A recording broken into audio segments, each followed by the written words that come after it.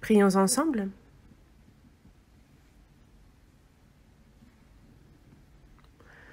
Dieu notre Père, toi qui nous aimes, toi qui es saint et miséricordieux, nous étions éloignés de toi et agissions dans le péché. Tu as eu pitié de nous qui étions pécheurs. Le Seigneur Jésus, c'est à notre place qu'il est mort, et par le précieux sang qu'il a versé, il a éternellement lavé notre âme du péché, et fait que nous n'avons plus à recevoir ni le jugement ni la malédiction. Tu as sauvé notre âme. Tu nous as pris pour tes enfants. Tu nous donnes l'espérance glorieuse de pouvoir entrer dans ton royaume éternel. Et pour toutes ces grâces, nous te remercions sincèrement. Désormais, dans le temps que tu nous accordes encore à vivre dans cette chair, tu ne nous abandonnes pas comme des orphelins, mais tu es constamment avec nous. Tu combles et nous aides dans nos faiblesses. Tu nous guides dans la vérité. Merci pour cette grâce. À cette heure, nous qui avons reçu la rédemption éternelle par ton précieux sang sommes réunis pour apprendre ta parole et pour être en communion en toi, Christ. Merci pour cette grâce. Tu es avec nous et à tous ceux qui écoutent ta parole, garde leur cœur, garde leur vie et aide-les à comprendre cette parole de vérité que tu souhaites nous donner.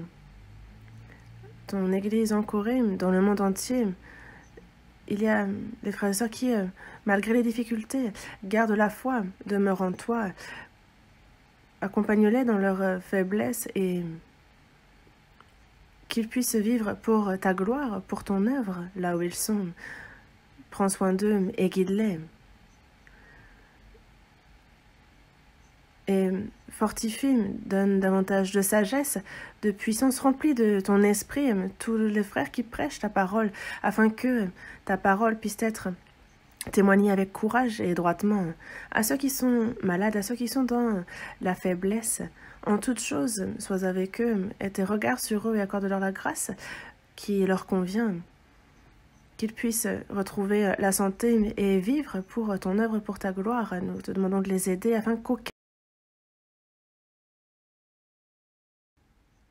à cette heure, le Saint-Esprit nous guide et c'est en lui que nous nous confions et nous avons prié au nom du Seigneur Jésus qui nous aime. Amen.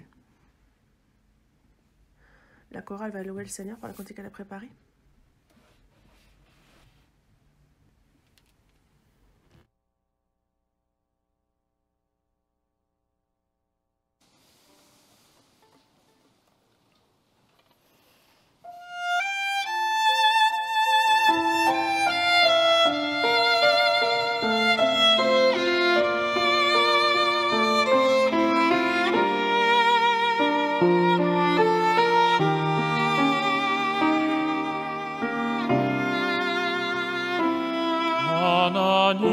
하나님인 너를 지키시는 자 너의 우편에 그늘 되시니 낮에 해와 밤의 달도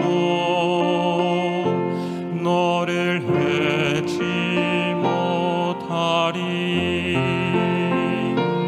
하나님인 너를 지키시는 자 너의 환난을 면케 하시니 그가 너를 지키시리라 너의 출입을 지키시리라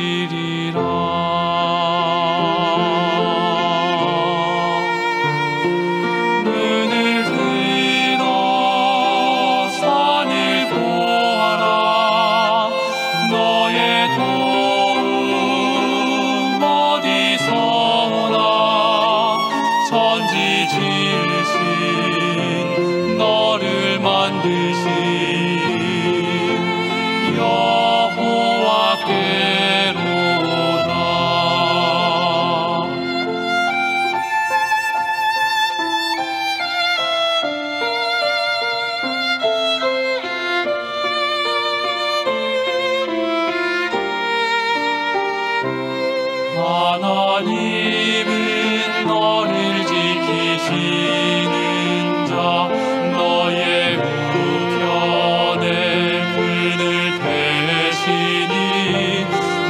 낮의 해와 밤의 달도 너를 해치 못하리. 하나님은 너를 지키시는 자 너의 환난을 면케하시니 그가 너를 지키시리라. 너의 출입을 지키시리라.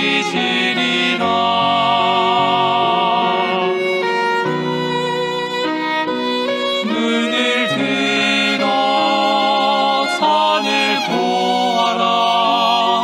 너의 도움 어디서 오나.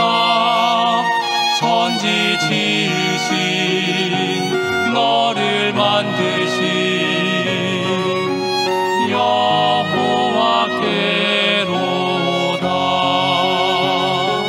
눈을 들어 산을 보아라. 너의 도움 어디서 오나. 천지 지으신 너를 만드신 여호와께로다.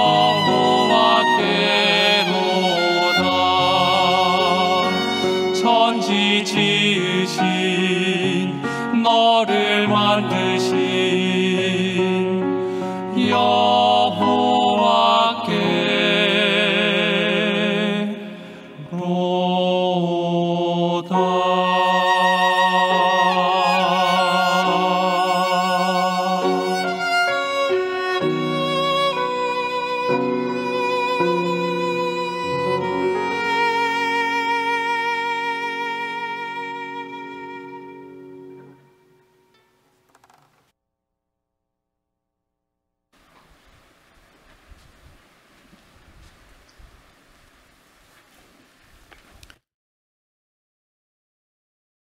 Épître aux Galates, chapitre 5.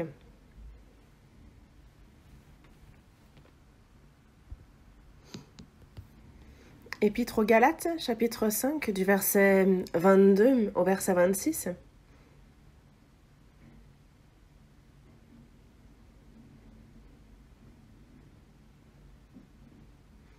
Galates, chapitre 5, du verset 22 au verset 26. Lisons ensemble jusqu'au verset 23. Mais le fruit de l'esprit, c'est l'amour, la joie, la paix, la patience, la bonté, la bénignité, la fidélité, la douceur, la tempérance. La loi n'est pas contre ces choses. Ceux qui sont à Jésus-Christ ont crucifié la chair avec ses passions et ses désirs. Si nous vivons par l'esprit, marchons aussi selon l'esprit. Ne cherchons pas une vaine gloire en nous provoquant les uns les autres, en nous portant envie les uns aux autres.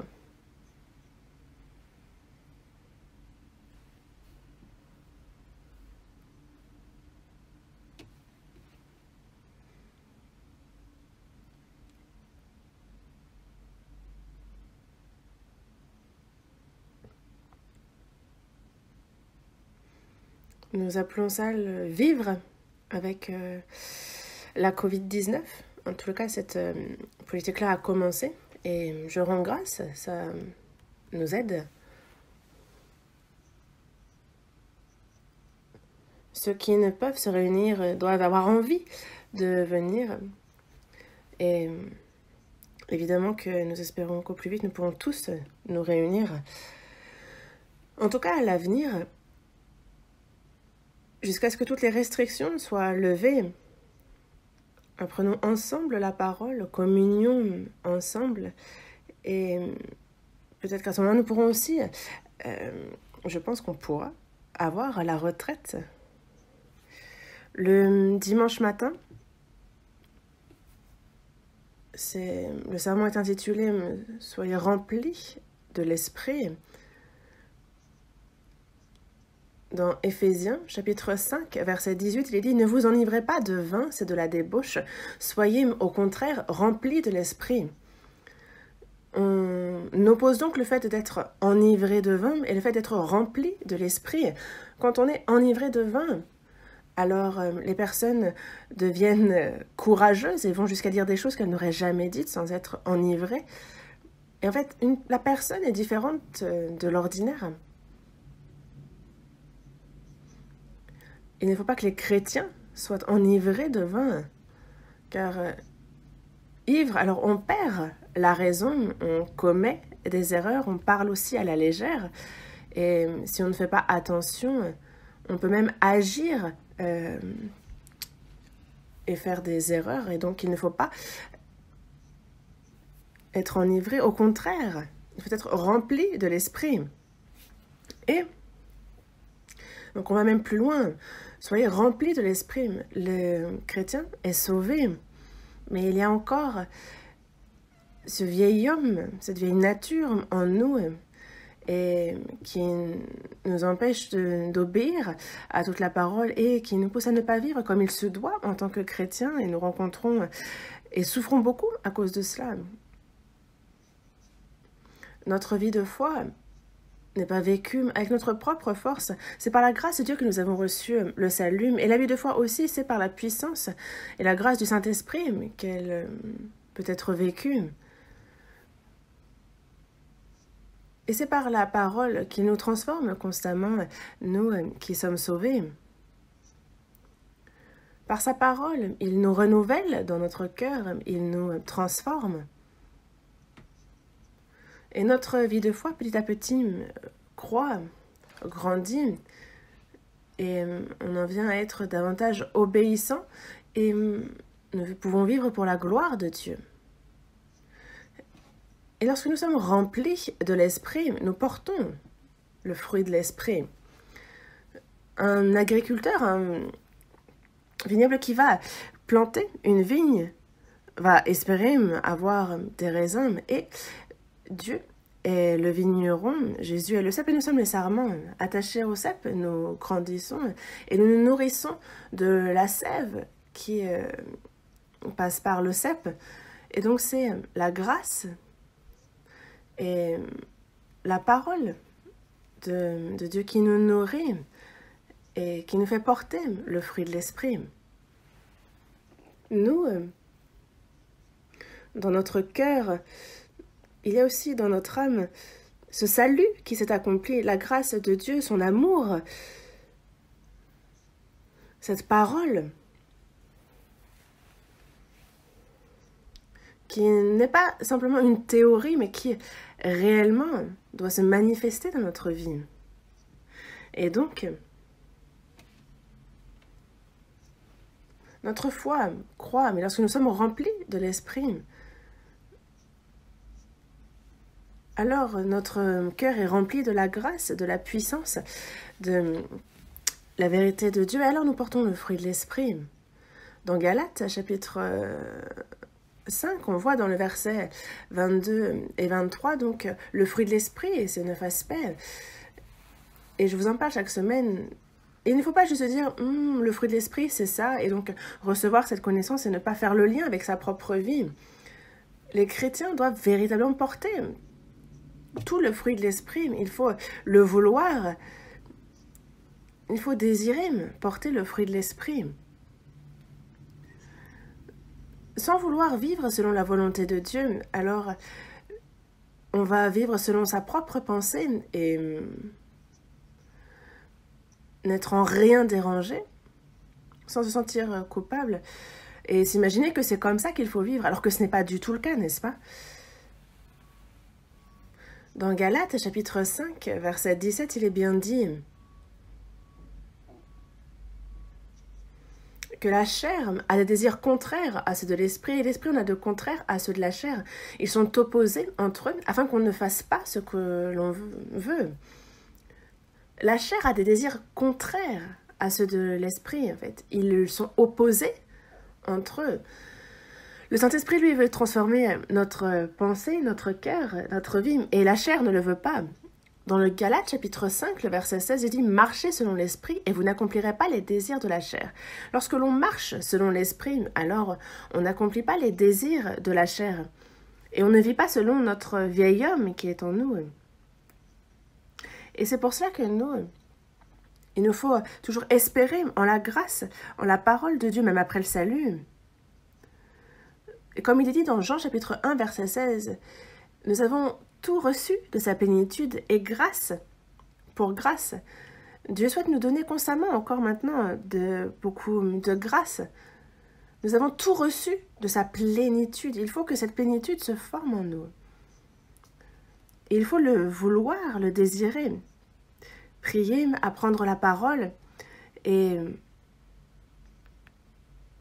commencer par des choses minimes, mais obéir petit à petit à de plus en plus de choses, en commençant par les plus petites. Et il nous fait comprendre sa parole lorsque nous la pratiquons, lorsque nous y obéissons. Et alors il va nous permettre de comprendre davantage, et on va encore obéir davantage, et on va comprendre davantage, et ainsi de suite. Et c'est pour cela que il nous faut vouloir être remplis de l'esprit. Et il faut vouloir désirer porter le fruit de l'esprit. Le fruit de l'esprit n'est pas porté par des personnes spéciales, non. C'est un fruit que tous les sauvés doivent porter. Et c'est absolument nécessaire, et donc il faut le vouloir. Et aujourd'hui, on aborde le dernier aspect de ce fruit qui est la tempérance. Et c'est vrai qu'en préparant ce sermon, concernant la tempérance, en fait, ça paraît être un terme simple. En même temps, je me suis rendu compte de son importance et en même temps de comment on le connaît mal. Et je ne pense pas pouvoir vous parler de tout aujourd'hui. Mais la tempérance dans la vie du chrétien est véritablement très importante. La première des choses étant que sans ça, on a du mal à porter les fruits qui sont mentionnés précédemment. En anglais, j'ai vu, ils appellent ça le self-control. Donc moi, ça parle du fait de savoir se contenir, de savoir se tempérer. Donc la tempérance, justement, consiste justement donc à faire en sorte de ne pas aller au-delà d'un certain degré, de savoir se contenir. Et c'est vrai que notre corps est à peu près à 36,5, peut-être 37 parfois degrés. Et alors, à partir de ce moment-là, ça devient problématique, comme si notre température baisse trop. En fait, notre corps maintient naturellement sa température, mais le corps, si ça se passe ainsi pour le cœur, ça ne suit pas le même principe. Il faut donc avoir de la tempérance, appliquer cette tempérance pour notre cœur. Contrôler, justement forcer, assujettir, en fait c'est aussi l'essence que prenne la tempérance. Notre chair,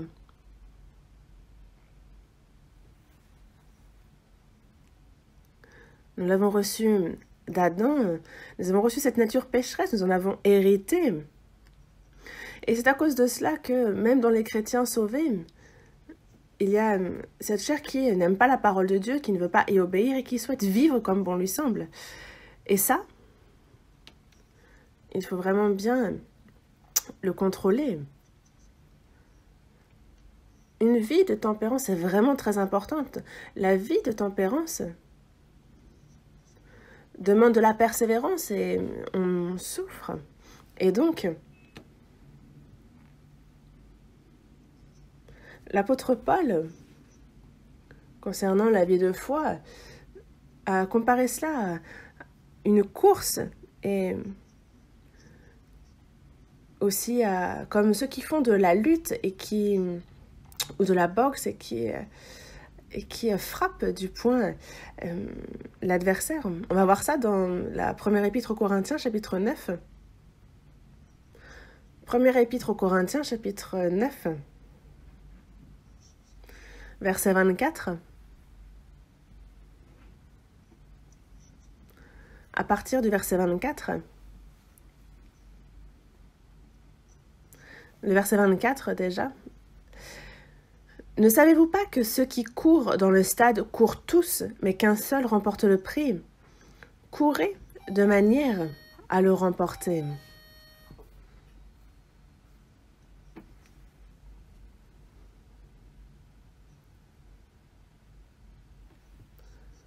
En Grèce, dans les temps anciens, il y avait donc les Jeux olympiques. Et il y a donc ceux qui courent dans le stade. Ce sont des athlètes, ceux qui sont envoyés. Tous courent.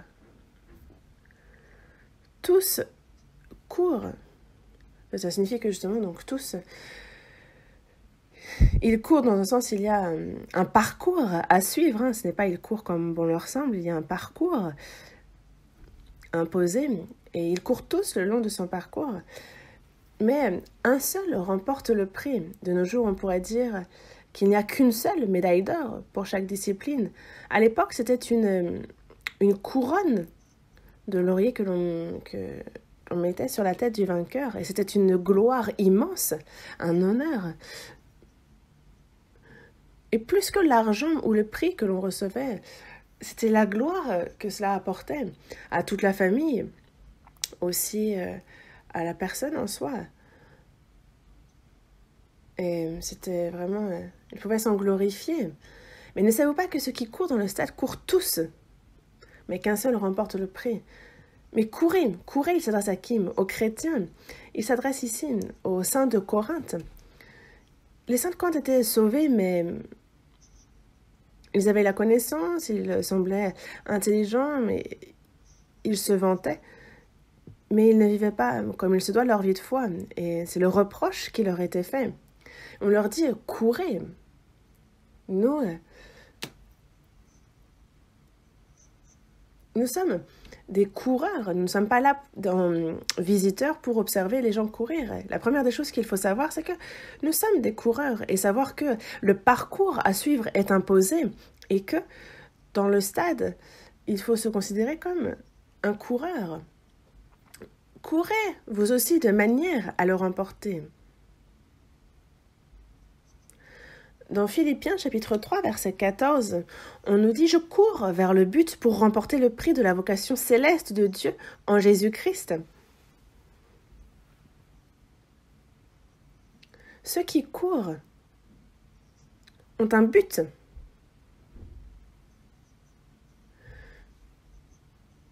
Quelle que soit la discipline où l'on court, en fait, on court vers ce but et on se donne au maximum. Et vous aussi, courez de manière à remporter ce prix.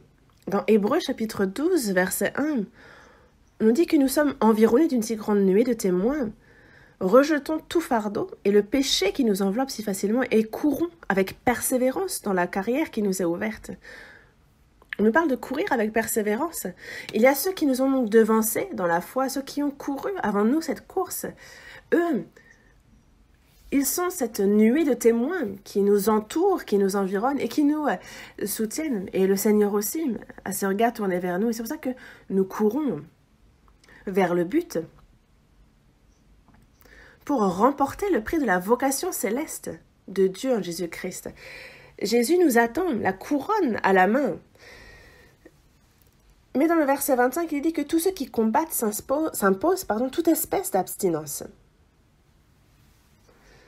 Dans le stade, les coureurs courent pour le prix, pour le remplir. Ils ne sont pas là par loisir, ils ne sont pas là parce qu'ils n'ont rien d'autre à faire, ils ne sont pas là pour arriver dernier. Personne ne court dans le but d'arriver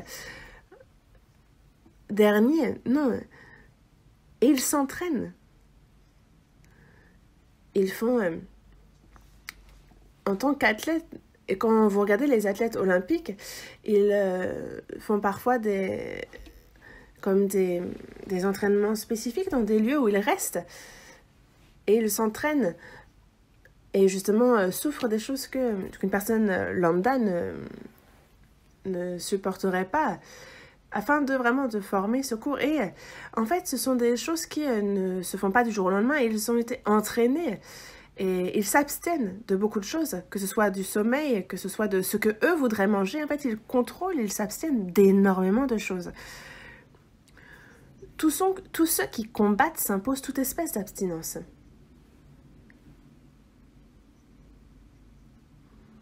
Pour être un excellent militaire, il y a un entraînement mais considérable à suivre. Et moi, j'ai vu un peu comment se déroulaient ces entraînements. Et c'est un peu comme dans la réalité. On les voit vraiment s'agenouiller sous les barbelés et devoir vraiment ramper. On les voit, c'est pas des balles à blanc qui sont tirés. Ils ont l'arme à l'épaule. Ils sont sur leurs genoux et doivent ramper.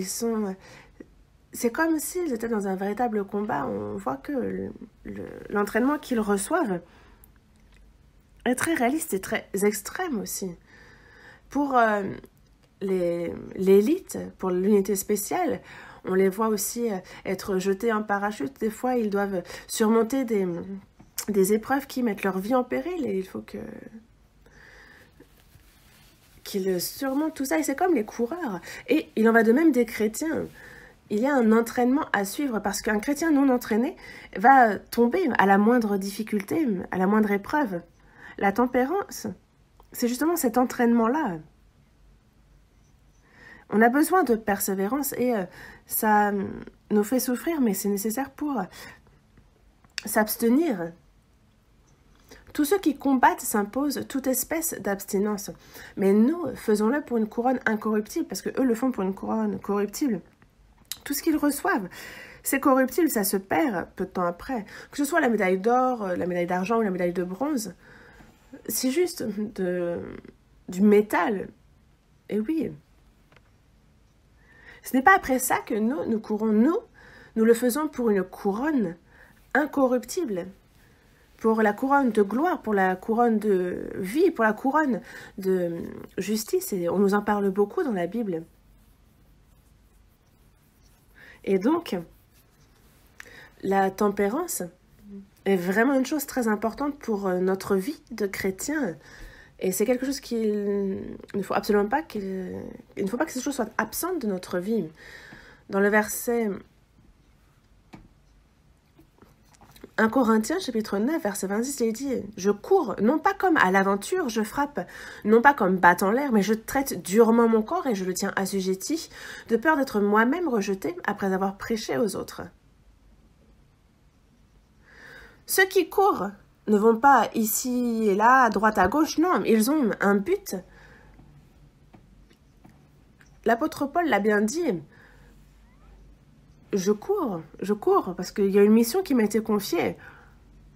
Il dit, il y a cette voie qu'il doit suivre. Jésus est né à Bethléem et il est mort sur le mont du crâne. Et c'était le parcours fixé par Dieu pour lui. Pierre, lui, a été appelé à être disciple par Jésus au lac de Galilée, mais il a été appelé à être pêcheur d'hommes. Et durant 3 ans et demi, il a été entraîné, exercé. Et il a connu que ce n'est pas par sa force qu'il pouvait suivre le Seigneur, il a échoué. Mais à la toute fin, il est sauvé et prêche l'évangile jusqu'à la fin de ses jours. Il va à Rome, prêche l'évangile et il est mort, crucifié à l'envers. Ça, c'était justement le parcours imposé par Dieu pour Pierre. Que ce soit Jacques est le premier par les disciples à avoir été décapité. Et ça, c'était son parcours à lui, fixé pour lui par Dieu. Et Jean, son frère, son petit frère, est le dernier des 12 disciples à être mort. Il a écrit l'Apocalypse quand il était en exil à Patmos. Et il a souffert aussi. Mais il a été jusqu'à écrire Apocalypse, le dernier livre de la Bible. Il a été inspiré pour l'écrire, il a écrit. Et c'était pour lui le parcours imposé par Dieu. Et nous aussi, on a chacun notre parcours à suivre. Il n'y a pas trop besoin de s'en inquiéter. Et nous, on a un but, c'est le Seigneur, et on court vers ce but.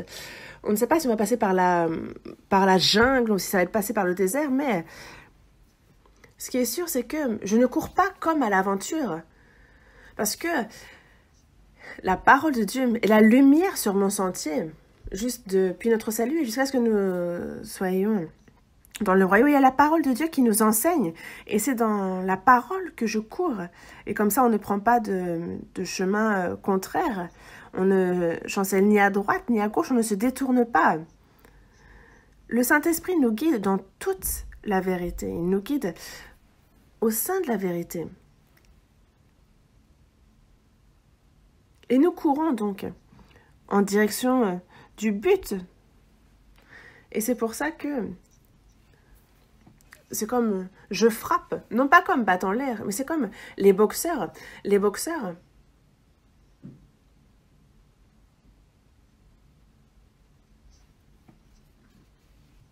ils ont un adversaire à combattre. Et en général, où le frappe-t-il? Il le frappe entre les deux yeux.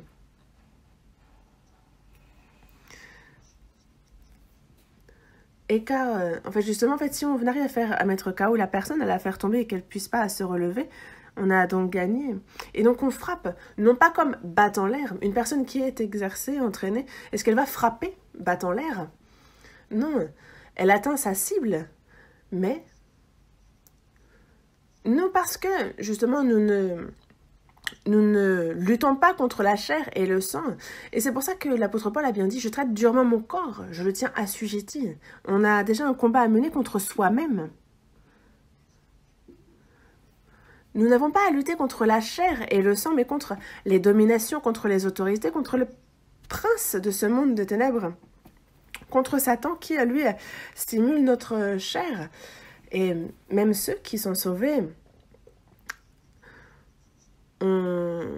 peuvent voir leur chair être utilisée par le diable.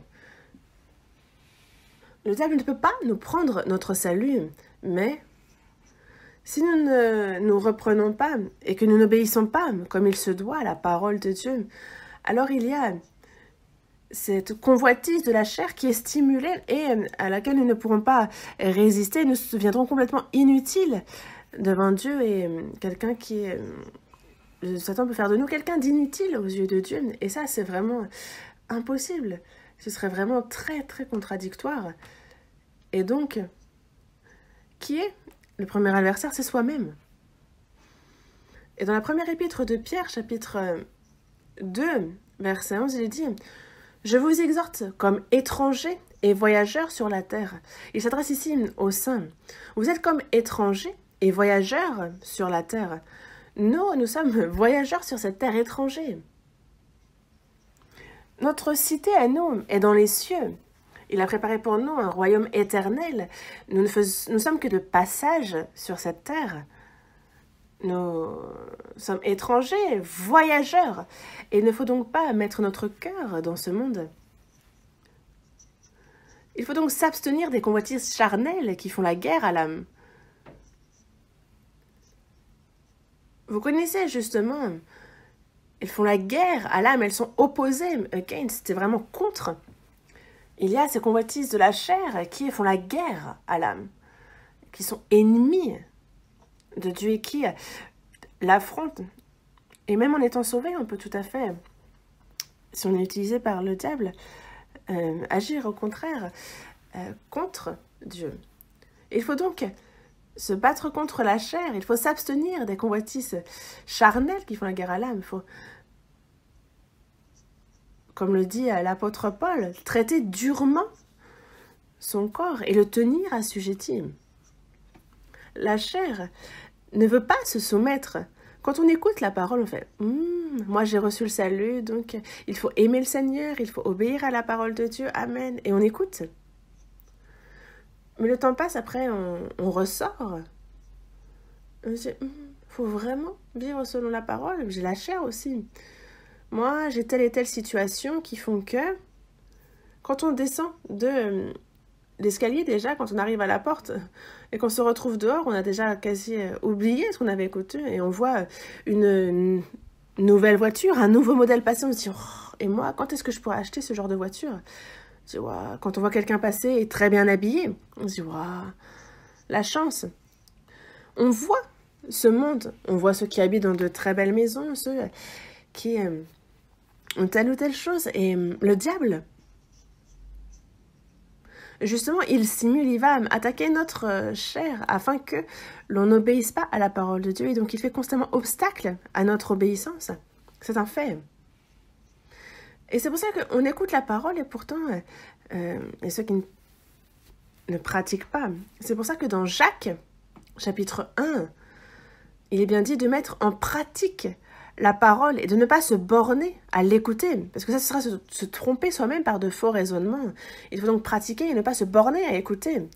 Celui qui écoute et qui ne pratique pas, c'est quelqu'un qui se trompe lui-même. C'est quelqu'un qui se trompe par de faux raisonnements, qui trompe sa conscience. Il nous a sauvés, on veut pratiquer. Pourquoi est-ce que ce genre de volonté s'éteint? Le but pour lequel nous apprenons la Bible, ce n'est pas afin de connaître bien la Bible et enseigner les autres. Ce n'est pas afin de... on n'étudie pas la Bible comme on étudie des livres de culture ou comme des manuels. Non, c'est afin d'y obéir, afin de comprendre la volonté de Dieu et d'y obéir. Afin que l'on discerne quelle est la volonté de Dieu, ce qui est bon, agréable et parfait, c'est afin de pratiquer ça que nous apprenons la Bible. Mais il y a ceux qui apprennent et qui ne font pas. Et il y a ceux qui ne réfléchissent pas du tout. Et c'est bien là le problème. Il nous faut traiter constamment notre corps durement, le tenir assujetti. Et c'est pas une question de frapper, de le traiter durement, de le frapper le corps et dès qu'on commet un péché, de se frapper ou de se flageller. Non. En disant, ah, la chair, qu'elle est mauvaise. Non, en fait, est-ce qu'il faut qu'on tue la chair? Non, est-ce que c'est ça? Est-ce que c'est ça? Traiter durement son corps, le tenir assujetti? Non, on parle de la convoitise de cette chair. Je traite durement mon corps et je le tiens assujetti de peur d'être moi-même rejeté après avoir prêché aux autres. C'est l'apôtre Paul qui nous dit ça, lui qui est apôtre et qui est un remarquable apôtre. Il a peur, non pas d'aller en enfer, non, mais c'est comme lorsqu'on emprunte une bouteille d'eau, on peut bien l'utiliser, après on la rend, n'est-ce pas? Mais si on ne fait pas attention, c'est un peu comme cette bouteille qu'on a empruntée, et à ceux qui les utilisent mal, après on peut jeter cette bouteille, en fait. Ce n'est pas une question d'aller en enfer, c'est une question de ne plus être utilisé. Il y a ceux qui, justement, font une grande œuvre et qui, après, commettent des erreurs et oublient complètement. Donc, il faut traiter durement notre corps, le tenir assujetti, de peur d'être nous-mêmes rejetés après qu'on ait prêché aux autres. De peur d'être disqualifiés, c'est la crainte qu'il nous faut avoir. Nous, enfants de Dieu, nous qui nous disons chrétiens, regardez un peu pourtant la mission qui nous est confiée. Nous sommes nés princes, mais sans vivre en tant que tels et ne faire que boire, s'amuser, en fait. Quelle image ça donne?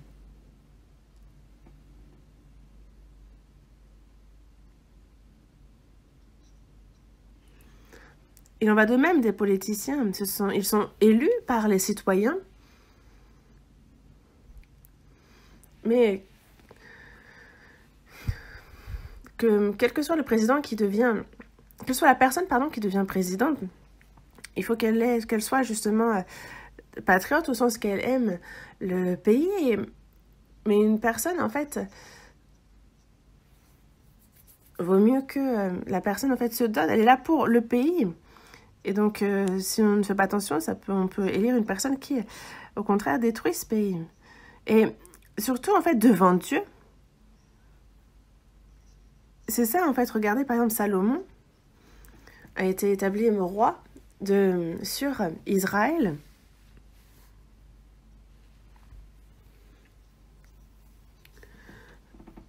Il a écrit Proverbes, Ecclésiaste, Cantique des Cantiques, c'est remarquable. Mais regardez, à la toute fin, il a pris beaucoup de femmes étrangères.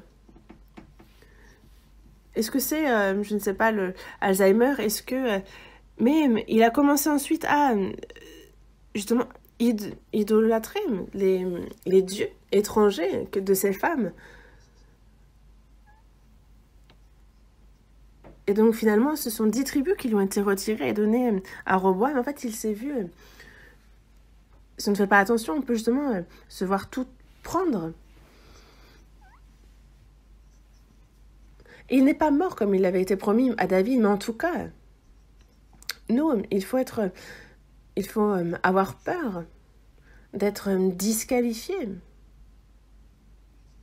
Et c'est pour ça que dans Galates, chapitre 5, verset 16, il est dit, je dis donc, marchez selon l'esprit, et vous n'accomplirez pas les désirs de la chair. On a appris en quoi ça consistait de marcher selon l'esprit. Et il faut jamais le pratiquer. Jésus a bien dit avoir été crucifié. Ceux qui sont à Jésus-Christ ont crucifié la chair avec ses passions et ses désirs. Et c'est pour ça que l'apôtre Paul disait, chaque jour je suis exposé à la mort. Pourquoi? Il meurt chaque jour, il est exposé chaque jour à la mort parce que, justement, en fait, il y a chaque jour cette chair qui revient et il dit, j'ai été crucifié avec Christ, et si je vis, ce n'est plus moi qui vis. Ce n'est plus moi qui vis, c'est Christ qui vit en moi. Quand il est mort, il a payé le salaire de mes péchés. Il les a complètement remboursés au double, et désormais, après notre salut, on a le Saint-Esprit qui nous dit que toi aussi, tu as été crucifié avec Christ, ta chair aussi. Après notre salut, lorsqu'on reçoit le baptême, ce n'est pas recevoir le baptême qui nous sauve. Non, mais qu'est-ce que le baptême? Le baptême, c'est devant Dieu, devant les hommes, de confesser sa vie de foi, de dire que désormais, j'ai été crucifié avec Christ, ce n'est plus moi qui vis. Je suis mort avec lui, je suis ressuscité avec lui, ce n'est plus moi qui vis désormais. Moi aussi, je suis mort avec lui sur la croix, j'ai été enterré et je suis ressuscité comme lui. C'est ce que l'on confesse, c'est ce dont on témoigne. Ce n'est plus moi qui vis, mais c'est Christ qui vit en moi. Ça, il faut y croire. Et donc, le Seigneur, désormais, on l'accueille comme maître dans notre cœur. Nous sommes enterrés. Et c'est désormais le Seigneur, notre maître qui est en nous. Et il est maître de nous. Et que l'on vive ou que l'on meure, on le prie de faire que sa volonté puisse s'accomplir en nous. C'est un peu comme lorsqu'on vend un bien ou une maison, en fait, le nouveau propriétaire arrive et c'est lui qui a toute autorité sur cette maison. C'est pas désormais on a un nouveau seigneur et donc toute autorité lui est dans ses mains. Il faut désormais laisser la place au maître. Il est le seigneur de toutes choses. Que je vive ou que je meure, c'est lui qui nous dirige. Nous sommes serviteurs de Christ. Il faut vraiment se prosterner devant lui, que nous vivions, que nous mourons. En fait, on vit pour lui. Nous vivons pour le Seigneur. Et si nous mourrons aussi pour le Seigneur. Donc, soit que nous vivions, soit que nous mourions, nous sommes au Seigneur. C'est lui qui règne sur nous. Le Seigneur n'est pas autoritaire, il n'impose pas telle ou telle chose, il faut lui obéir. Car il est le Seigneur de vie, le Seigneur qui m'a sauvé, le roi des rois, il est le roi de gloire. Et donc, il ne fait pas cela pour nous torturer, mais afin de nous faire vivre pour lui, afin de nous donner une rétribution, afin de nous donner une grande gloire. Et donc, on ne peut pas rejeter ça. Et c'est ça, la tempérance, le contrôle de soi-même. Est-ce que vous ne voulez pas?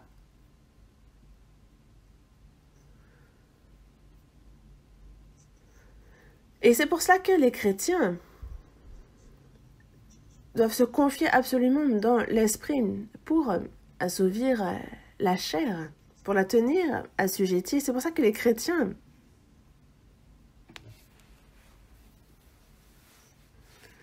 doivent être vainqueurs de cette lutte, de ce combat contre eux-mêmes, être tempérés, se contrôler, s'abstenir. Et s'efforcer donc que l'on puisse avoir la personnalité de Christ en nous. Alors qu'il y a ceux qui vivent, qui ne réfléchissent pas et qui viennent le dimanche, qui saluent les frères et sœurs, qui chantent un cantique, qui prient, qui observent la parole et qui disent à dimanche prochain. Ça, sachez que les autres religieux le font bien mieux. Ça, c'est une vie religieuse, ce n'est pas la vie de foi. Et donc,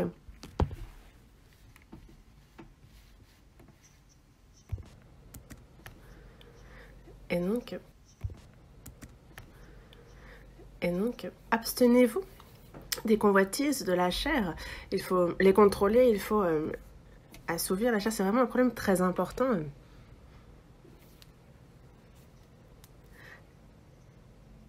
La tempérance est vraiment une question très importante pour bien vivre notre vie de foi, parce que sans tempérance, alors on ne peut pas vivre correctement notre vie de foi. La tempérance est, pour les chrétiens,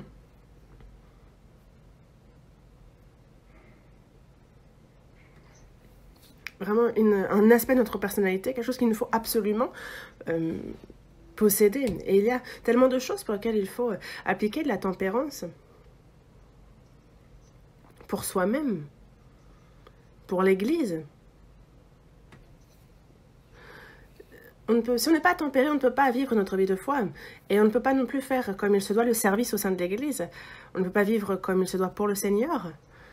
Sans être dans la tempérance, en fait, on n'aide en rien l'Église. Mais en plus, au contraire, on peut poser problème au sein de l'Église. Dans la première épître à Timothée, chapitre 3, verset 2, on nous parle des évêques. Les pasteurs sont des évêques. Les anciens de l'Église sont aussi des évêques. Ceux qui enseignent et aussi ceux qui guident, ceux qui aident dans la gestion. C'est ce qu'on appelle les évêques, qui prennent soin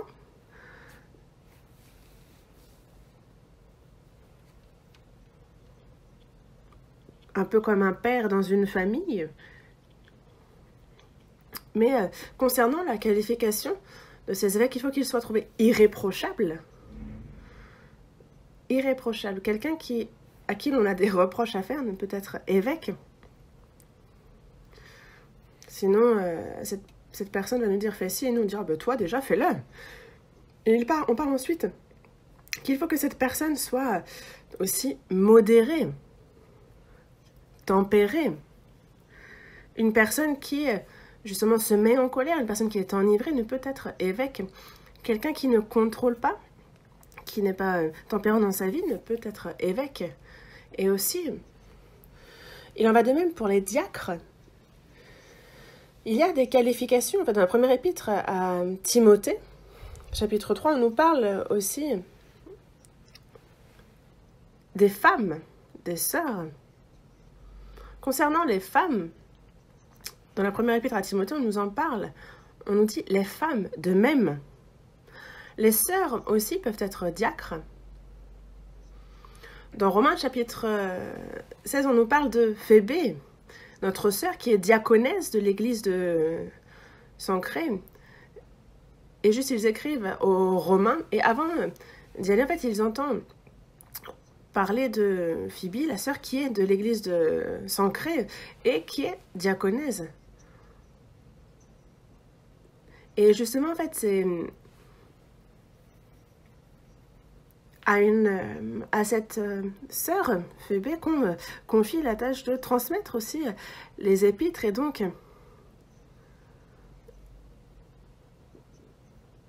en fait, il dit il faut qu'elle soit reçue en notre Seigneur de manière digne des saints, qu'on l'assiste dans les choses dont elle aura besoin de vous, car elle a donné de l'aide à plusieurs et à moi-même. C'est une sœur remarquable au sens où elle a aidé. Comme les sœurs comme Priscille. On a aussi ce genre de sœurs au sein de l'Église. Mais ce sont des ouvrières, sans être forcément diacres ou diaconesses.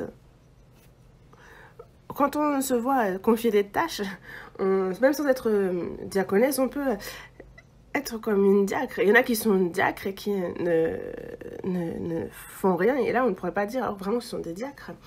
Mais il est dit, donc, la première des choses est aussi d'être honnête, non médisant, sobre, fidèle en toutes choses.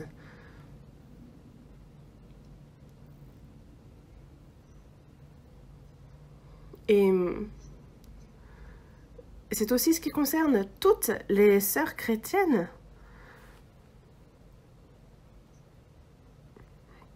En fait, c'est pas parce qu'on nous donne une mission qu'on est forcément ouvrier. On peut être ouvrier en travaillant pour le Seigneur. La fonction ne fait pas que... Et après, il y a aussi les sœurs qui ont cette tendance à aimer à parler. Elles aiment parler. Et quelqu'un disait que les femmes vivent plus longtemps que les hommes, une 5 années environ. On se demande pourquoi. Et quelqu'un disait, c'est parce qu'elle sourit beaucoup. Elle rit beaucoup. C'est vrai que les hommes ne rigolent pas, ils ne sourient pas tant que ça. Et c'est une bonne chose pour la santé. Mais elles ne font pas que sourire ou rire. Elles parlent beaucoup aussi, les sœurs. Quand ça fait longtemps qu'elles ne sont pas vues, elles ne voient même pas le temps passer et elles parlent de ci et de ça. Alors que les hommes, c'est un peu différent. Et c'est pour ça que c'est une chose pour laquelle il faut aussi être tempéré. Ne pas trop parler et plutôt rester tranquille et obéir. Il est nécessaire d'avoir de la tempérance dans ça aussi parce que il est bien dit que quand les songes, plus on parle et plus en fait, justement ça fait que on peut tomber.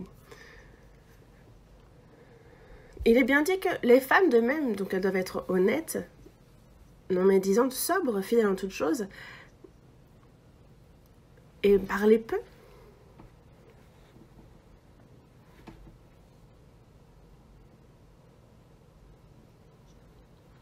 Pour ce qui est des femmes, justement, on voit dans certaines églises, des femmes qui enseignent, qui prêchent.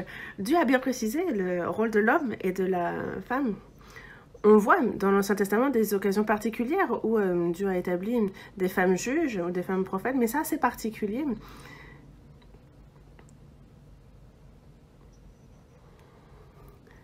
Que les femmes se taisent dans l'assemblée car elle ne leur est pas permis d'y parler, mais qu'elles soient soumises selon que le dit aussi la loi. De vouloir diriger, il n'est pas bon, n'est pas une bonne attitude pour une sœur. Mais plutôt qu'elle soit honnête, non médisante, sobre, fidèle en toutes choses.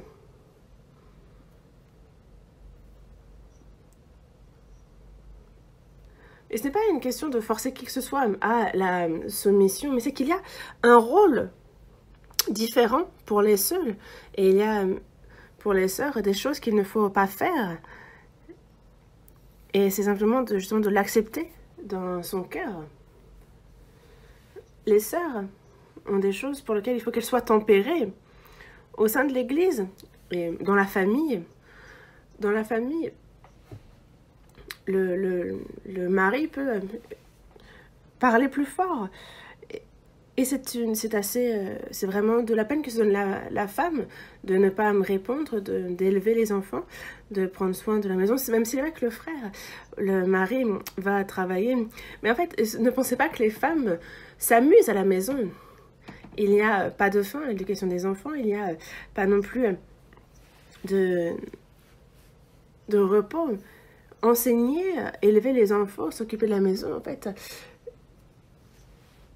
Quand les enfants aussi quittent la maison après, alors les femmes atteignent justement la ménopause et après, le comportement change. Après, justement, c'est à ce moment-là que les femmes reçoivent plus d'hormones masculines. Elles n'en parlent, mais c'est pas que... Mais par exemple, elles parlent plus fort. C'est différent d'avant. Et justement, en fait... Elles disent aussi, moi aussi maintenant je peux discerner telle ou telle chose, mais les hommes, eux, ils se féminisent un peu.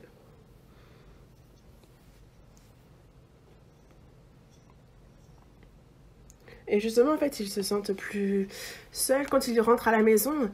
ils voient que leurs femmes ont changé à la maison, qu'elles parlent plus fort. Et ils se disent, oh, je vais être virée de chez moi. Donc en fait, il faut trouver le bon équilibre. En fait, je ne dis pas ça pour rigoler, ça arrive vraiment.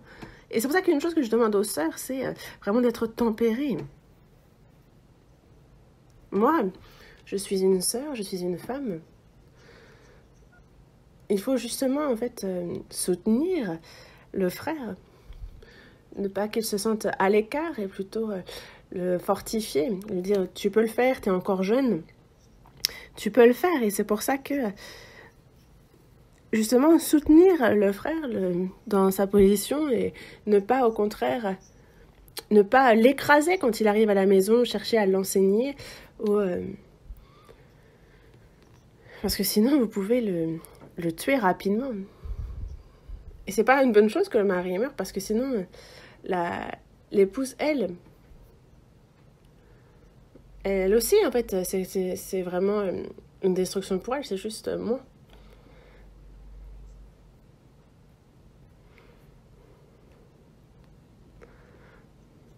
Mais ce que je veux dire surtout, c'est qu'il y a une tempérance dont les sœurs doivent faire preuve aussi.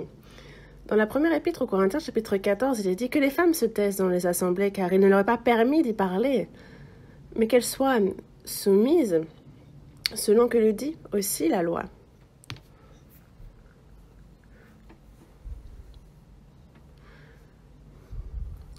Et c'est vrai que les sœurs, quand elles entendent ce verset, ce genre de verset, elles disent oh, pourquoi il y a ce genre de verset dans la Bible, j'aimerais qu'il n'y soit pas.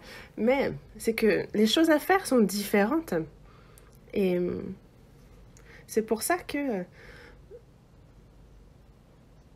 on nous parle aussi justement des cheveux des femmes qui sont justement que ça montre aussi leur soumission. Les hommes, s'ils ont les cheveux longs, ça ne leur va pas, au contraire. Et c'est vraiment l'expression, le fait qu'elles sont sous l'autorité par ses cheveux. Lucifer, justement, est celui qui a été expulsé du ciel.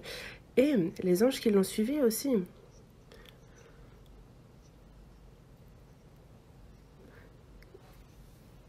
Et en fait, c'est comme justement, en fait, les anges, maintenant, ils voient Lucifer, ils voient ceux qui les attendent, si jamais ils le font aussi. Et c'est comme lorsque, dans le jardin d'Éden, il est dit, Satan dit à Ève, elle lui dit, mais est-ce que tu ne manges pas du fruit? Et en fait, il aurait fallu qu'elle dise, ah, mais moi, je ne sais pas, c'est pas moi que Dieu a dit quoi que ce soit, et il faut aller demander à mon mari, mais elle, non, elle prend les devants et elle dit... Il a dit non, faut pas manger, faut pas y toucher. Non. Est-ce que c'est ce que Dieu a dit? Non, en fait, ce que Satan, ce que le diable a fait, c'est justement en fait de mettre la femme sur un pied d'égalité, de lui faire prendre la place de l'homme et justement aussi de les mettre au-dessus de Dieu, leur disant vous serez comme Dieu. Et nous aussi,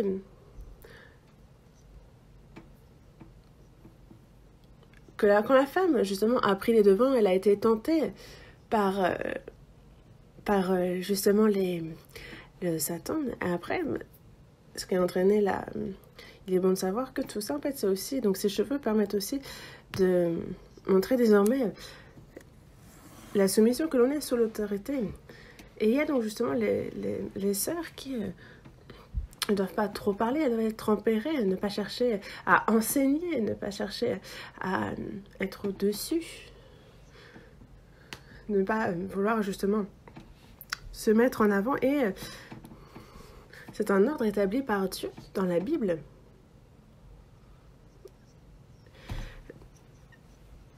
Les sœurs doivent donc être soumises. Il est nécessaire qu'elles soient justement honnêtes, tempérée, non médisante, sobre, fidèle en toute chose. Et aussi, le diable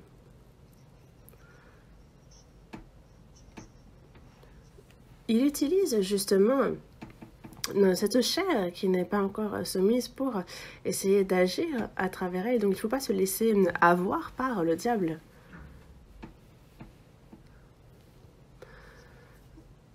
Dans Jean, chapitre 8, verset 34, il est bien dit que celui qui se livre au péché est esclave du péché.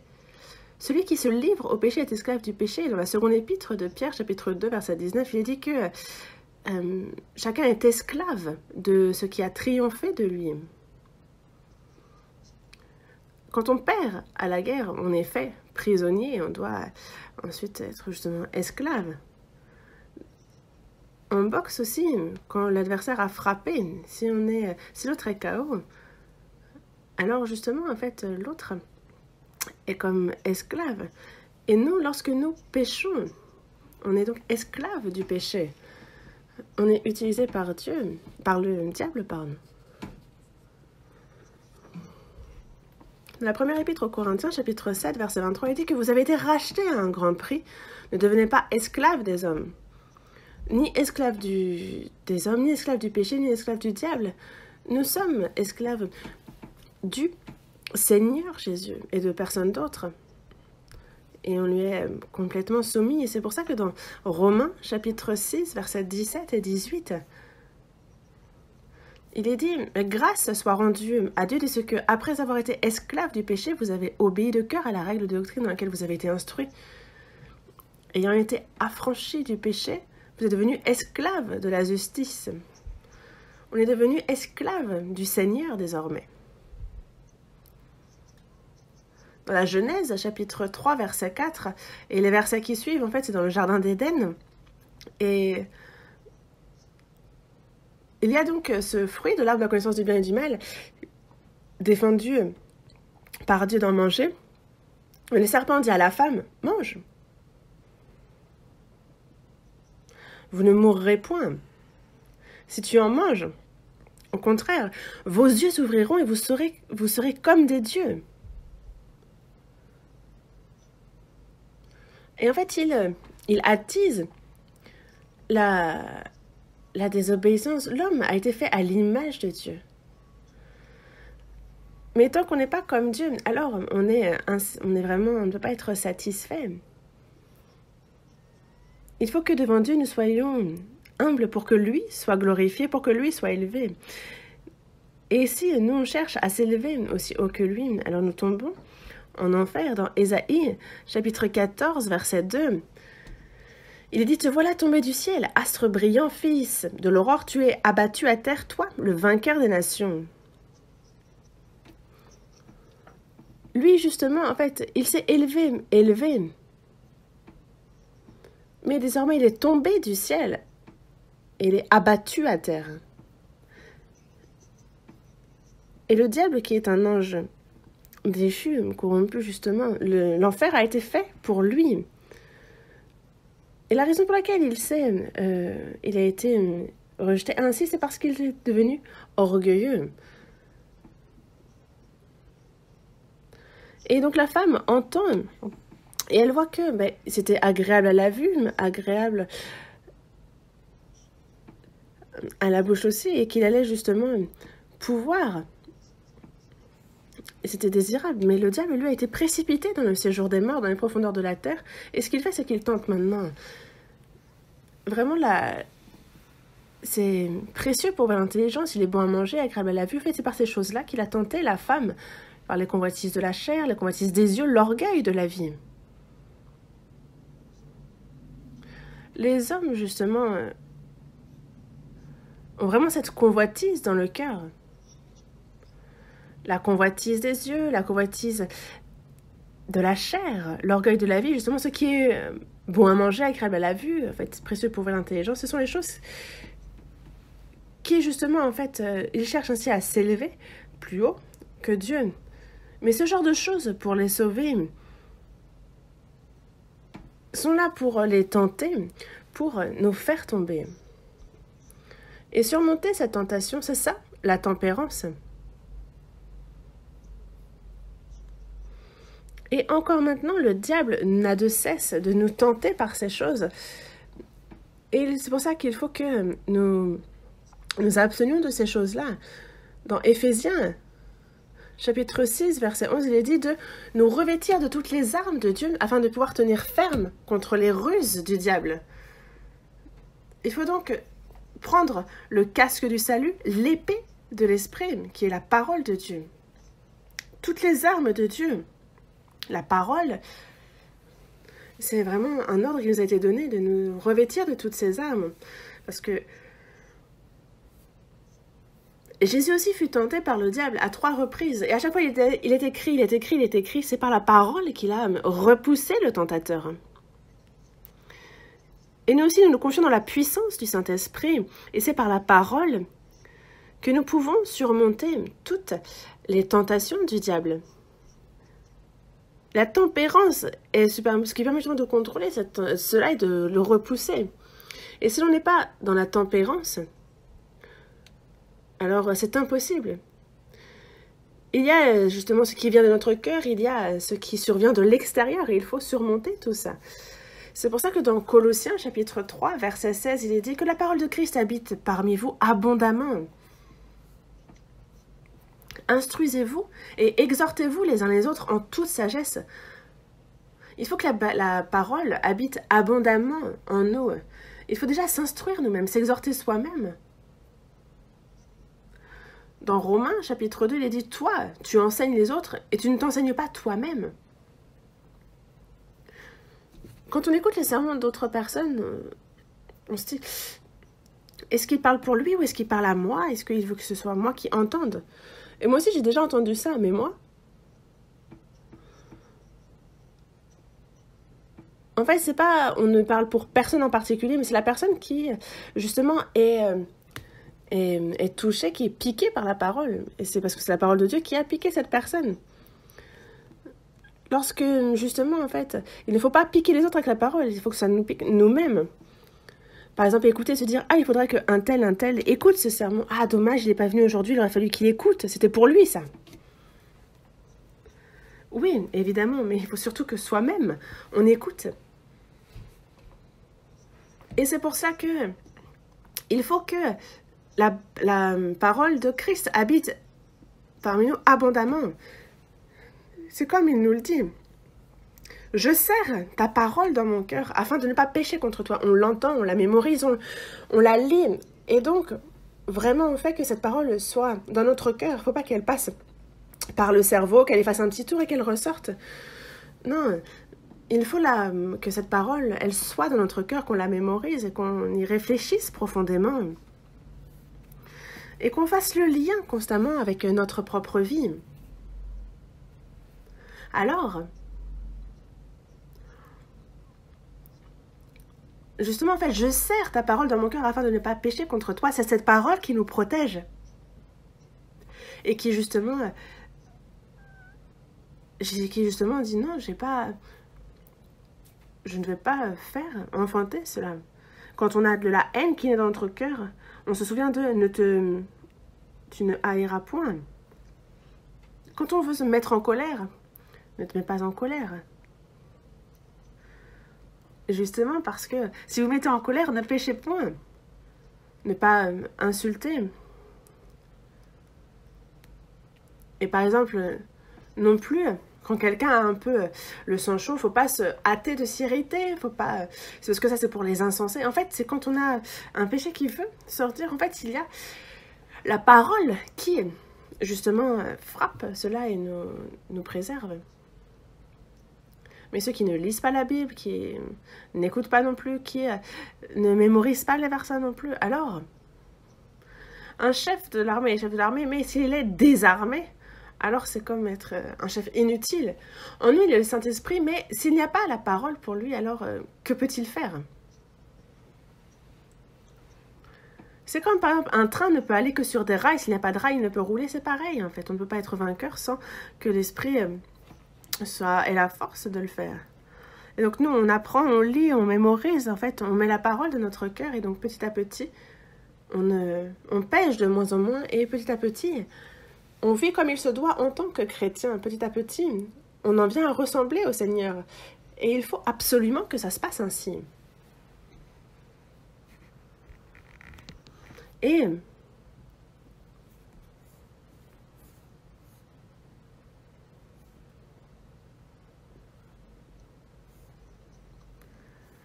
Vous savez, les gens qui sont vraiment... qui ont le sang chaud. Il y a les émotions, il y a cette colère que certains n'arrivent pas à maîtriser. En fait, c'est quelque chose qu'il faut justement tempérer.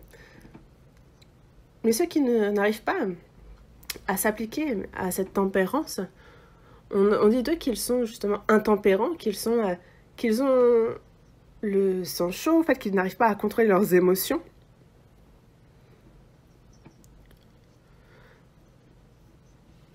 Et en fait, ça leur pose de grands problèmes parce que justement, ils en viennent à blesser les autres.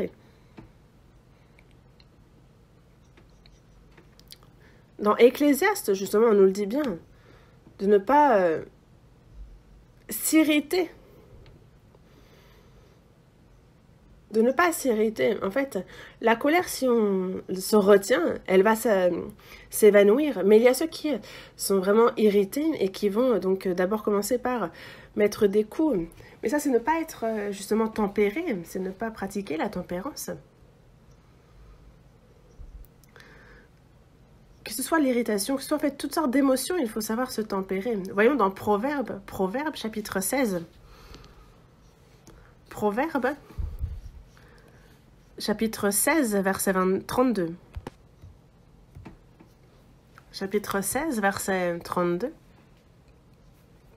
Lisons ensemble. Celui qui est lent à la colère vaut mieux qu'un héros, et celui qui est maître de lui-même que celui qui prend des villes.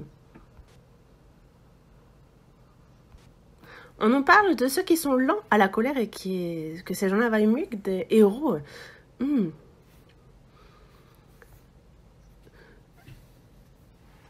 Être lent à la colère, il y a ceux qui sont vraiment, justement, promptes à la colère. Et moi, je fais un peu partie de cela. Mais je m'efforce vraiment de contrôler ça, parce que ça peut être grave. Des fois, par exemple, certaines personnes me font peur, en fait. Un rien font qu'ils s'emportent, et je comprends pas trop. Celui qui est lent à la colère, et donc le fait qu'il maîtrise et le contrôle sa colère, vaut mieux qu'un héros, et celui qui est maître de lui-même que celui qui prend des villes. Celui qui se contrôle, justement, celui qui sait se maîtriser, est plus grand qu'un héros, est plus grand que celui qui prend des villes. Dans le Proverbe, chapitre 4, verset 23, il nous est bien dit de garder notre cœur plus que toute autre chose. Notre cœur, c'est ce cœur-là qu'il nous faut maîtriser. Et donc,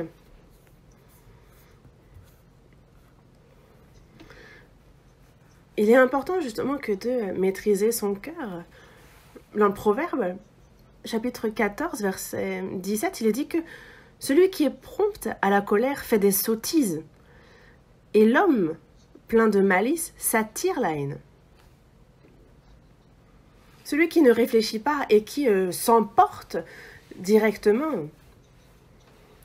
Une personne qui ne se maîtrise pas. Il y a ceux qui, justement, ne maîtrisent pas du tout la colère. Alors, il faut vraiment être prudent de voir si nous-mêmes, on n'est pas concernés par ce problème. Une personne qui, justement, n'est pas tempérée, justement, quand on parle en mal d'elle, ne serait-ce même qu'un peu, ça va se voir sur son visage. Elle va vraiment, justement, répondre et ça va poser vraiment problème. Et vraiment, en fait, elle ne va pas réussir à se contrôler. Dans Proverbe, chapitre 29, verset 11, il est dit que l'insensé met en dehors toute sa passion, mais le sage la contient. Il la contient. Et dans Éphésiens, chapitre 4, verset 26, il est bien dit que si vous vous mettez en colère, ne péchez point, que le soleil ne se couche pas sur votre colère. Il faut vite, justement, ôter cette colère. Certains vont... ça va durer plusieurs jours, plusieurs semaines. Ils vont être vraiment en rogne, ils vont être vraiment fâchés. Et ce n'est pas bon pour les chrétiens, il est bien dit de ne pas faire comme ça. Dans les Proverbes, chapitre 14, verset 29, il est dit que celui qui est lent à la colère a une grande intelligence, mais celui qui est prompt à s'emporter proclame sa folie. Et c'est donc un honneur, notre renommée, que d'être lent à la colère. C'est une grande intelligence, alors que celui qui s'emporte, lui, il est vraiment insensé. C'est vraiment sa propre honte. Dans Jacques, chapitre 1, verset 19 à 20, il est dit qu'il faut que tout homme soit prompt à écouter, lent à parler, lent à se mettre en colère. Que ce soit être donc lent à parler, lent à se mettre en colère. Car la colère de l'homme n'accomplit pas la justice de Dieu.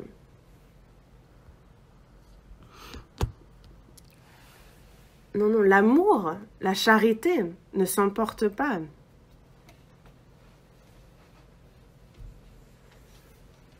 Dans les Proverbes, chapitre 12, verset 16, il dit que l'insensé laisse voir à l'instant sa colère, mais celui qui cache un outrage est un homme prudent. Et donc même si on nous offense, même si on se met en colère, en fait, la tempérance consiste à se maîtriser, à se contenir. Parce que si on laisse voir notre colère à l'instant, si on ne maîtrise pas notre colère, en fait, c'est aussi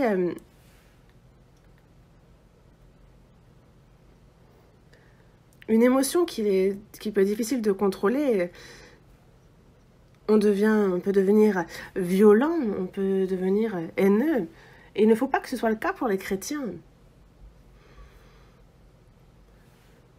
Qu'un chrétien parle de manière vraiment grossière aussi, des fois, que des frères se tapent dessus. En fait, qu'est-ce qui peut bien se passer pour que des frères viennent à se taper dessus? C'est vraiment parce qu'il n'y a pas de tempérance, parce que Jésus, lui, comment a-t-il fait? Dans la première épître de Pierre, chapitre 2, le verset 22 à 23, Jésus n'a point commis de péché. Dans la bouche de Jésus, il ne s'est pas trouvé de fraude. Il était injuré, mais il ne rendait point d'injure. Il a été maltraité, mais il ne faisait point de menaces. Il s'en remettait à celui qui juge, justement, alors qu'il a été pourtant grandement insulté. Jésus est le Créateur. Il est Dieu. Il est égal à Dieu, il est le roi des rois, mais lui a été pourtant tant insulté. Et ceux qui étaient violents à son égard, à ceux qui le méprisaient, il n'a pas répondu. Voyons dans Matthieu, chapitre 26. Matthieu, chapitre 26.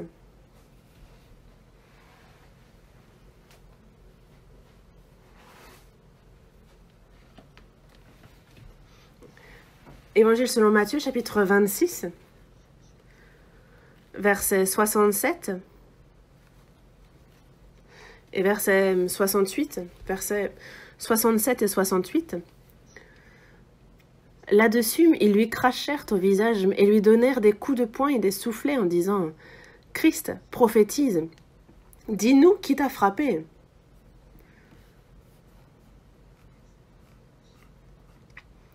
Ils ont craché au visage de Jésus. Ils lui ont donné des coups de poing, des soufflets. Ils l'ont frappé de leurs poings. Ils l'ont insulté en leur disant « Christ, prophétise, dis-nous qui t'a frappé. »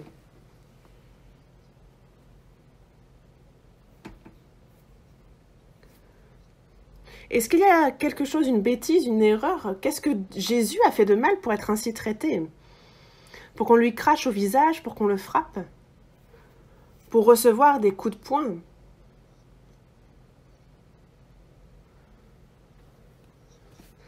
Chapitre 27, verset 27. Chapitre 27, verset 27, on lit jusqu'au verset 30. Les soldats du gouverneur conduisirent Jésus dans le prétoire, et ils assemblèrent autour de lui toute la cohorte. Ils lui ôtèrent ses vêtements et le couvrirent d'un manteau écarlate. Ils tressèrent une couronne d'épines qu'ils posèrent sur sa tête et lui mirent un roseau dans la main droite. Puis, s'agenouillant devant lui, ils le raillaient en disant « Salut, roi des Juifs !» Et il crachait contre lui, prenait le roseau et frappait sur sa tête. Ici aussi, tout à l'heure, on voyait que les Juifs faisaient ça. Mais ici, ce sont les soldats romains, les soldats du gouverneur, qui conduisent Jésus dans le prétoire. Ils assemblent autour de lui toute la cohorte et... Donc c'est devant toute l'armée qu'il lui ôte ses vêtements et qu'il le frappe. Lui disant, un roi, c'est d'avoir une couronne, c'est d'avoir une cape. Et donc, ils lui mettent, justement, les habits écarlates, ils lui mettent une couronne d'épines. Et ils lui mettent aussi un sceptre, un roseau dans la main. Et il s'agenouille devant lui, et il le raille en disant, salut, roi des Juifs. Et ensuite, ils prennent le roseau de la main de Jésus et le frappent avec. Et pourtant, Jésus n'a rien dit. C'est comme une brebis que l'on traîne à l'abattoir, que l'on traîne pour se faire tondre. Il ne leur a pas dit, savez-vous qui je suis? Il aurait très bien pu les détruire complètement par une seule parole. Il aurait très bien pu avoir appelé les myriades d'anges et leur demander justement, de les tuer, mais ce n'est pas ce qu'il a fait. Il a supporté. Dans Hébreux, chapitre 12, verset 3, il est dit « Considérez en effet celui qui a supporté contre sa personne une telle opposition de la part des pécheurs. » Il a supporté.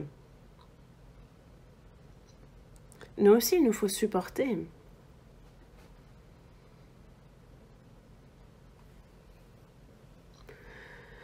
Et l'apôtre Paul alors, dans la première épître aux Corinthiens, chapitre 4, verset 3, on voit que l'apôtre Paul se rend au sein de Corinthe, il prêche l'évangile, il va à Corinthe, il prêche l'évangile, les saints sont sauvés, et ensuite, justement, il les enseigne, il s'est vraiment beaucoup donné pour cette assemblée. Et pourtant, en fait, il dit, il m'importe fort peu d'être jugé par vous ou par un tribunal humain. Je ne me juge pas non plus moi-même, car je ne me sens coupable de rien. Le Saint Coin disait, oh, c'est pas un apôtre. Il dit, pourquoi il fait ça alors qu'il n'est pas apôtre? Il n'est pas censé, justement, pourquoi il travaille, pourquoi il fait ci, pourquoi il fait ça. Jésus lui-même n'avait pas de famille. Et en fait, justement, ils ont vraiment méprisé l'apôtre Paul. Mais il a supporté.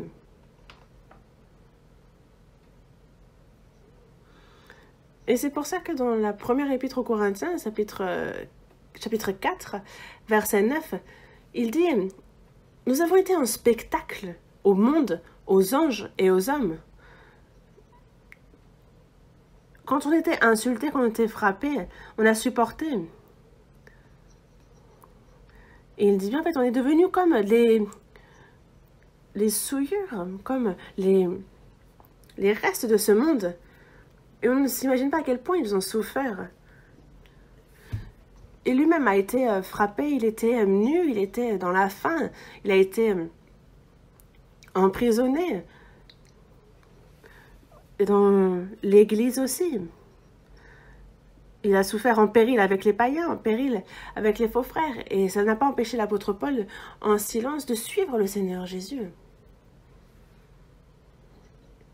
Et c'est ici la tempérance, c'est ça.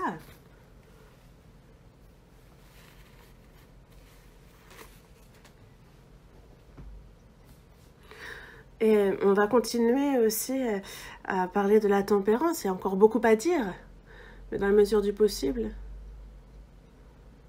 Mais je me dis qu'il faut que je ne sois pas trop long. Je ne veux pas vous parler de tout sur la tempérance. Je sais pas, peut-être que ça me prendra 1 ou 2 sermons encore. Mais parce que la tempérance est vraiment un élément très important dans la vie de foi. Parce que si on n'a pas la tempérance, en fait, il est impossible aux chrétiens que de vivre une vie de foi correcte. Et donc, dans notre vie de foi, en fait, il est dit que tous ceux qui combattent s'imposent toute espèce d'abstinence La tempérance, c'est un fruit de l'esprit, donc être tempéré. Celui qui maîtrise aussi son cœur. Il est bien dit qu'il est plus grand que ceux qui prennent des villes. Et donc il faut gagner dans ce combat contre soi-même. Et alors après, on pourra vraiment vaincre ce monde et vaincre le diable dans notre combat avec lui. Il faut savoir se maîtriser, se contrôler. Et on va continuer à apprendre et à s'examiner aussi, savoir quel genre de personne je suis. Il faut qu'on check un peu, est-ce qu'on a le fruit de l'esprit, quel élément nous manque, qu'est-ce qu'il faut encore que j'aime, où est-ce que j'en suis dans chacun des aspects de... Donc il faut aussi un peu s'examiner, il y a un barème.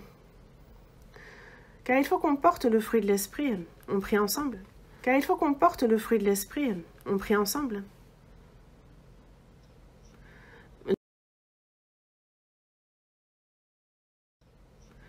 De notre Père qui est miséricordieux, nous étions éloignés de toi et agissions dans le péché, mais tu as eu pitié de nous, tu nous as sauvés, Seigneur, merci.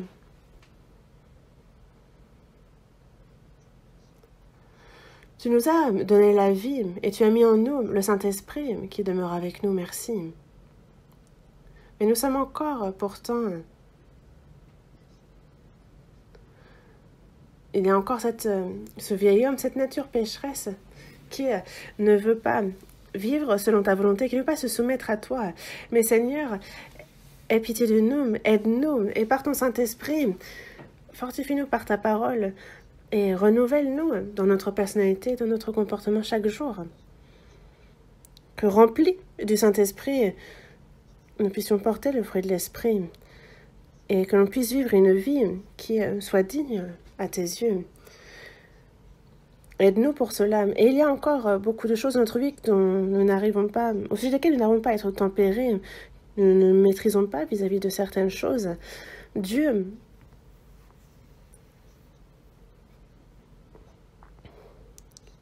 il y a justement ce qui t'attriste dans notre comportement, mais dirige-nous et que l'on puisse